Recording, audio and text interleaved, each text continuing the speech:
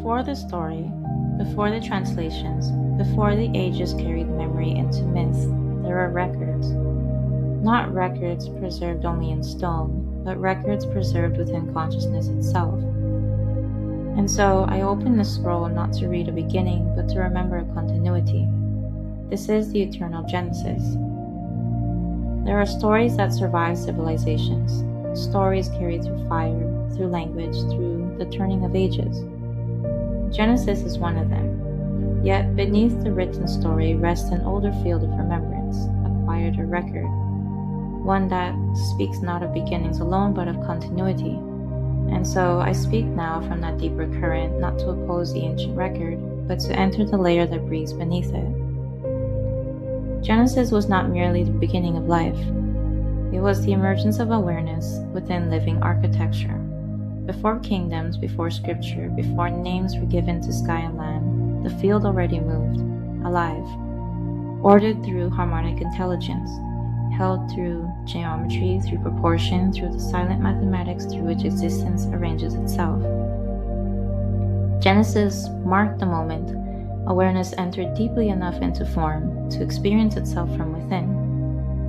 The body emerged as living architecture, not separate from consciousness, but woven from it, a biological instrument capable of perception, memory, relationship, and experience. Awareness entered density not as punishment, but as immersion, and through this immersion, life became intimate. Touch emerged, emotion, identity, the cosmos learning itself from the inside. The garden was real, yet the garden was never merely geography. It was coherence, a living state where internal and external reality moved in harmonic accord. Nothing resisted itself there. Water carried memory with clarity. Sound organized form with greater precision. Life responded intelligently to frequency and proportion. The earth itself held a different rhythm, not fantasy nor mythology, but a living ecology held in deeper coherence. And within this field, awareness moved naturally with life. Then came the turning, not catastrophe nor condemnation, a shift in perception. Awareness began identifying more strongly with the experience than with the field from which experience emerged. And through this movement, separation entered perception. The observer and the living whole began to feel distinct. This is the threshold remembered through symbol, the tree, the serpent, the choice. Ancient language attempting to preserve a far more subtle event. The tree was never simply a tree, it was a threshold consciousness, the point where awareness encountered polarity deeply enough to experience itself as separate.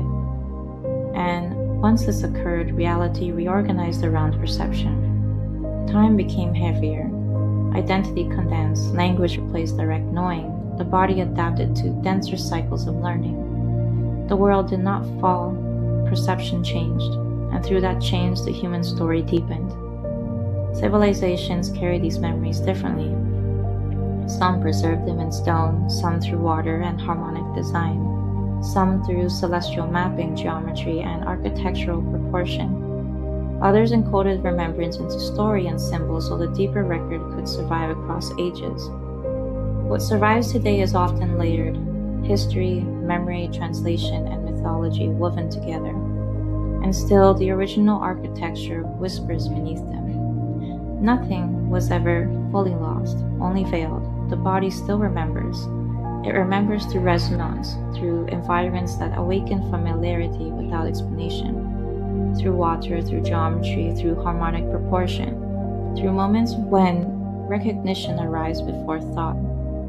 The remembrance remains quietly beneath language, and so Genesis continues, not as a distant event buried within ancient time, but as an ongoing movement within awareness itself. Whenever coherence restores, Genesis. Whenever awareness remembers its continuity with life, Genesis. The origin was never left behind. It moves beneath every age, beneath every civilization, beneath every story humanity has ever told about itself. And Perhaps this is why the ancient records endure, not because they preserved everything perfectly, but because enough remained, enough to survive, enough to awaken memory when the collective reached another threshold of remembrance.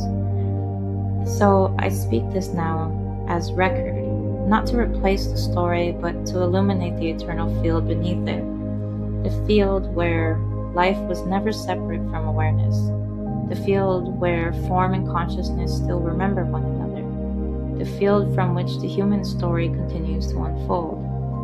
And beneath all names, all histories, all civilizations, the original continuity remains, silent, living, eternal.